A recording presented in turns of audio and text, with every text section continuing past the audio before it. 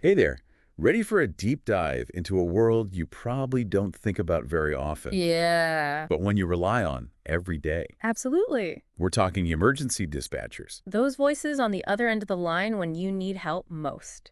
Exactly. And what we're going to do today is explore this world Oh, this is going to be interesting. through something you might not expect, excerpts from a monster.com article Oh, wow. about typical dispatcher interview questions and answers. You wouldn't think a job posting would offer these kind of insights. Right. But it's actually the perfect way to understand Yeah, what this demanding role truly entails. it is. I mean, think about it. These questions are designed to reveal Yeah. the core skills and qualities Yeah. needed to excel in this high-pressure environment. It's like getting a backstage pass Exactly. to a world we usually only experience from the caller's side. Yeah, so instead of thinking about applying for a job, Right. we're going to use these questions as a springboard Okay. to understand what it really takes to be that steady hand. Yeah. Guiding emergency response. So let's unpack this. The article starts by painting a picture of a dispatcher's typical workday. Oh, boy. And it's not for the faint of heart. No, it's not. Imagine juggling emergency calls and non-emergency calls, Right? calming panicked individuals, coordinating responses from police, fire, ambulance, All at the same time. potentially even giving life-saving instructions over the phone. Yeah, you've got to have incredible multitasking skills Right. and stay composed under pressure. Absolutely. We can't forget the emotional toll either. Oh, yeah. Hearing people in their most vulnerable moments day in and day out. Oh, for sure. Resilience is key for these folks. It is. It is. So, really key. The first question the article highlights gets to the heart of the matter. Why do you want to work as a 911 dispatcher? Right. Now, you might think the answer is obvious, to help people, Of course. but the ideal candidate's response Yeah. reveals a deeper motivation. It's about finding meaning in a role Yeah. that can be incredibly challenging. Yeah. It's not just about the technical skills. Right. It's about a genuine desire to make a difference Yeah. in people's lives, even when faced with difficult and often traumatic situations. Right. The sample answer they provide in the article Yes. really emphasizes that blend of skills and heart. Oh, absolutely. They talk about empathy, Sure. patience, being a good listener, Yes. being an effective communicator, So important. all while remaining calm under pressure. Right. It's quite a combination. It is. You need those soft skills to establish a connection and provide reassurance. Right. Because in a crisis, that can be as crucial as dispatching the right responders. Absolutely. It's interesting because the article then dives into the practical realities of the job Mm-hmm. with the question, how do you imagine the typical workday of a dispatcher? Okay, so we're getting into it now. Yeah, we're getting into the nitty-gritty. Here's where we start to see the complexity of the role. Right? You're not just answering phones, you're coordinating an entire emergency response system. It's a lot. It's a lot. They list duties you might not realize, like receiving and answering calls, sure, but also recording detailed information, Uh-huh. prioritizing emergencies based on limited information, Right. and then dispatching the appropriate personnel. Right, and let's not forget the technology involved. Oh, the technology. Dispatchers need to be adept at using computer-aided dispatch systems, mapping software, Yeah. and other tools to track resources and coordinate responses effectively. So it's not just about knowing who to call. No. It's about understanding how to use these complex systems to get help where it needs to go fast. Imagine a dispatcher's screen. Oh, wow. We're looking at a map of the city, real-time locations of responders, Yeah. incoming call details, and critical information about the caller, All at the same time. all while trying to make sense of a potentially chaotic situation. Oh, my gosh. It's like conducting an orchestra, but instead of musical instruments, Wow. you're directing ambulances, fire trucks, and police cars, Wow. all while a symphony of sirens is playing in the background. That is a great analogy. Thanks. And this brings us to question 3, which is all about handling pressure. Okay. How well do you handle multiple tasks or work under pressure? Ah, the million-dollar question. It is. Because for dispatchers, pressure is a constant companion. Right. And the sample answer talks about the need for prioritization, Yeah. staying focused during those peak call times when the phones are ringing off the hook, Oh, yeah. and having strategies for working efficiently when everything feels like it's happening at once. I'm curious about those strategies. Ah. You and I have both felt overwhelmed at some point. Right. But for dispatchers, that feeling can be a daily reality. Yeah. How do they manage it? They actually share a great anecdote in the article Oh, good. about how a defective coffee maker once caused a flood of calls to a call center. Wait, a coffee maker Causing a citywide panic? Right. Wow. It sounds almost comical, but it highlights how dispatchers have to prioritize Yeah. and problem solve on the fly, even when faced with the unexpected. Right. They have to quickly determine which calls are genuine emergencies Of course. and which ones can be handled later. Right. What's fascinating is the parallel to other high-stress jobs. Oh, yeah. Think about air traffic controllers, Yeah. surgeons, or Right. even parents juggling multiple demands at once. Absolutely. You need to be able to make quick decisions and remain calm no matter what's thrown your way. Absolutely. Yeah. And that ability to stay calm in the face of chaos Yeah. is crucial for the next question, Yeah. which focuses on the human element of the job. Okay. How would you help a caller who was panicking? Here's where empathy and communication skills become paramount. Yeah, they talk about remaining calm yourself, Right? using reassuring language, Uh-huh. gathering essential information quickly but calmly, Right. and providing clear instructions while the caller is waiting for help to arrive. Think about being on the other end of that call. Oh, yeah. You're experiencing a traumatic event, Right. maybe a medical emergency, a fire, Yeah. or even a crime in progress. It's scary to think about. The dispatcher's voice is often the only source of comfort and guidance you have. That's true. It's powerful to think about the impact of that interaction. It is. You're dealing with raw emotions, and the dispatcher needs to manage their own stress For sure. while also providing support to the person on the other end of the line. Right. That's a lot. It's a delicate balance. It is. That speaks to the unique resilience required for this kind of work. Absolutely. Now, things get really interesting with question 5, Okay. which presents a particularly challenging scenario. Right. What would you do if you received a call from an unresponsive caller? This is where a dispatcher's skills are truly put to the test. Yeah. You have someone who can't communicate their emergency, Right. potentially due to a medical condition, a dangerous situation, Right. or even a language barrier. Yeah. How do you get them the help they need when they can't tell you what's wrong? It's like solving a mystery, It is. where the stakes are incredibly high. The article mentions using every bit of information available. For example, with landline calls, they can often get an address instantly. Yeah, But with cell phones, it's trickier. it is. They might use cell tower triangulation to pinpoint the caller's location. Right, so your phone connects to the nearest cell tower, Mm-hmm. and by analyzing the signals from multiple towers, Yes. they can estimate your location. Right. It's not always perfect, especially in rural areas Yeah. or with dense urban environments, Right. but it can be incredibly helpful in these situations. It's fascinating how technology plays such a crucial role, Yeah. even in these very human situations. It is. But it's not just about the technology. It's about the dispatcher's ability to think critically, Yeah. assess the situation, and make decisions based on limited information. Yeah, the weight of responsibility they carry is pretty incredible. It really does make you appreciate the complexity of this job.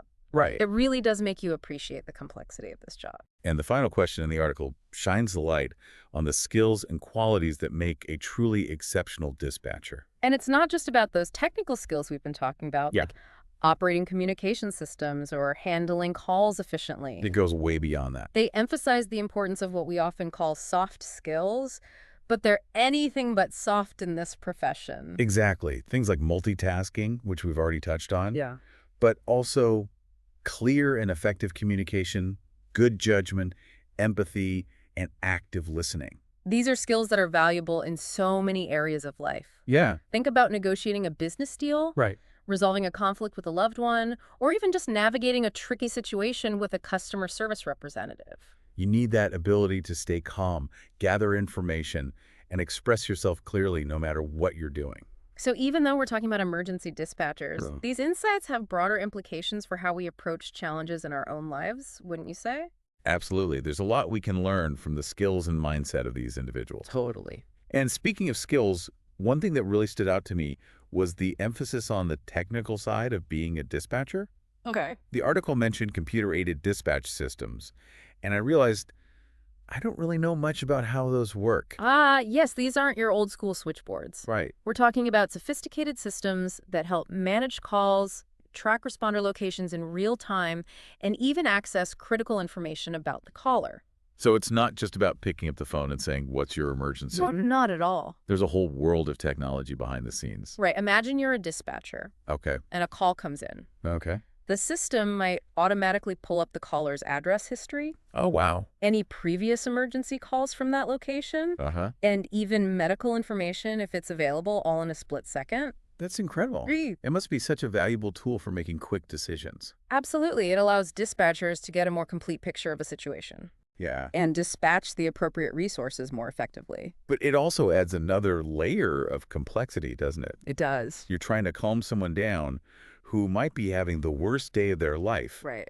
while simultaneously navigating this intricate system. Exactly. And the technology is constantly evolving. Right. Think about the rise of mobile phones. Uh-huh. Dispatchers now have to contend with location accuracy issues, dropped calls, Oh, yeah. and the challenge of identifying callers who might not even know where they are. It makes those old movies where they could trace every call instantly seem a little unrealistic. A little bit, right? It's not always that simple. Yeah. You've got to be able to think critically, assess the situation, and use the technology as a tool to help you make the best possible decisions. It's like solving a mystery while also providing emotional support and coordinating a life-saving response. And you're doing all of this under immense pressure, Yeah. knowing that your actions can have real consequences. It really makes you appreciate the weight of responsibility these individuals carry. It does, and it highlights the need for good judgment. Uh-huh. Dispatchers often have to make split-second decisions based on limited information. Right.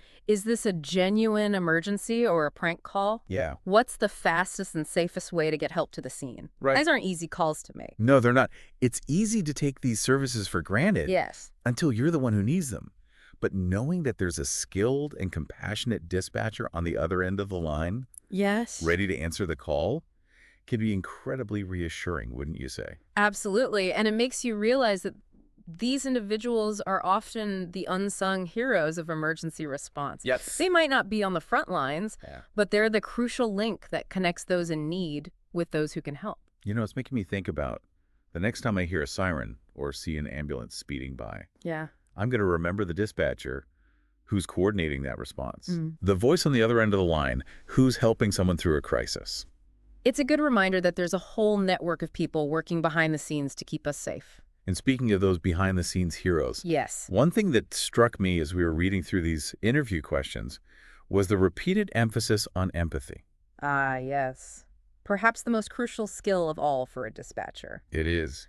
And yet the hardest to quantify or teach. The sample answers really highlighted the importance of understanding and connecting with the caller's emotional state. Imagine the range of emotions dispatchers encounter every day. It must be a lot. Fear, anger, grief, confusion. Wow. They're dealing with people at their most vulnerable, Right. and they have to navigate those emotions with sensitivity and compassion. So it's almost like they're providing emotional first aid Exactly. alongside the practical assistance of coordinating emergency response. They need to be able to calm a panicked caller, Yes. reassure a worried parent, and even offer words of comfort to someone who's just experienced a traumatic loss. It makes you wonder what kind of toll that takes on the dispatchers themselves. Yeah. They're constantly exposed to other people's crises that can't be easy. It's true. The article mentioned that the job can be emotionally difficult. Yeah. And it's not hard to see why Yeah. we're dealing with high-stakes situations, Right. often involving life or death, Right. and you're absorbing the emotional weight of those calls day after day. You're right. It's like being a first responder, but from a distance. Yes. You're experiencing the emergency through the caller's voice, and that can be incredibly intense. Exactly. And it raises an important question. What's that? What kind of support systems are in place for dispatchers? Well, that's a good question. They're the ones who are often helping others cope, Right. but who's helping them process the emotional burden of the job?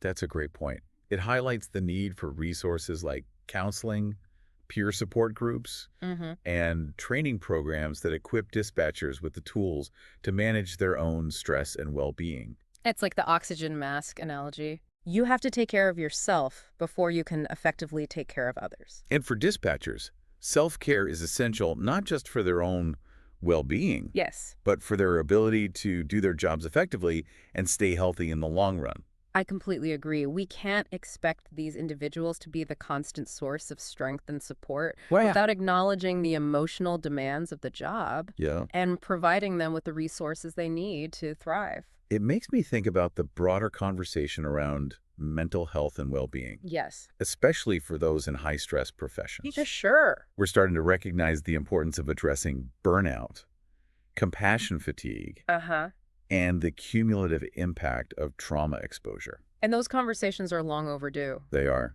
We need to create a culture where seeking help is seen as a sign of strength, not weakness. Yes. Especially for those who are constantly supporting others in their times of need. Well said. It's a reminder that even the most resilient individuals need support, and that creating a workplace culture that prioritizes mental health benefits everyone. Absolutely. It's about recognizing the humanity of those who are often tasked with handling the most difficult and emotional situations.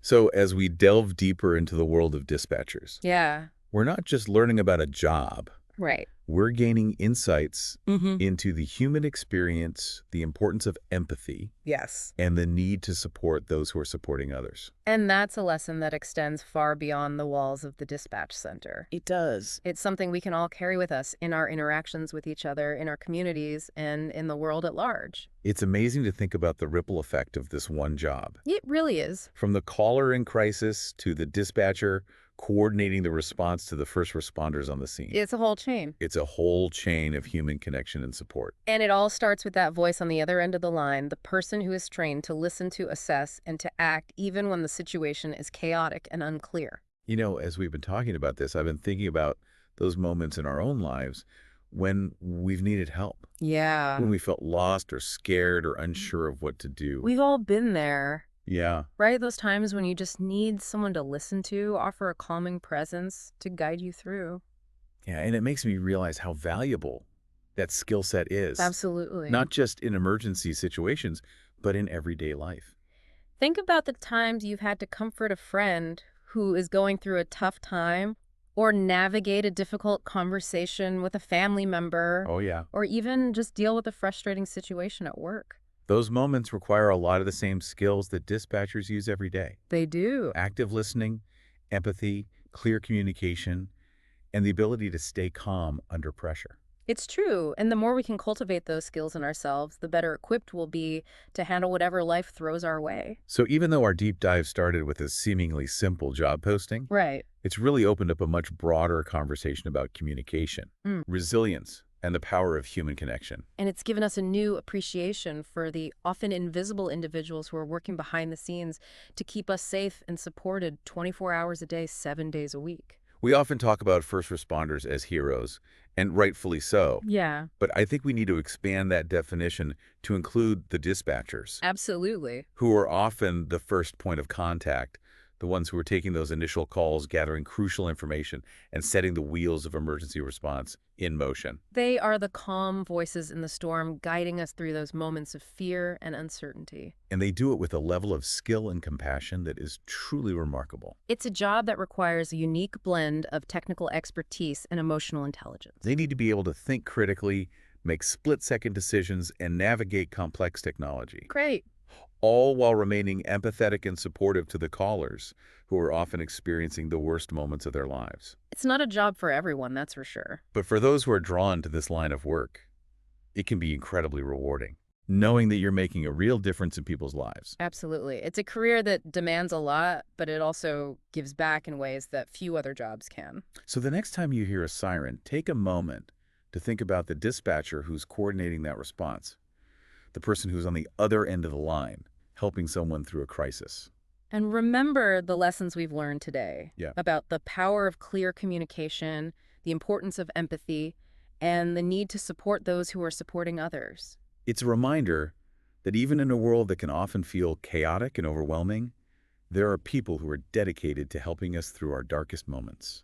And that's a thought worth holding on to long after this deep dive is over.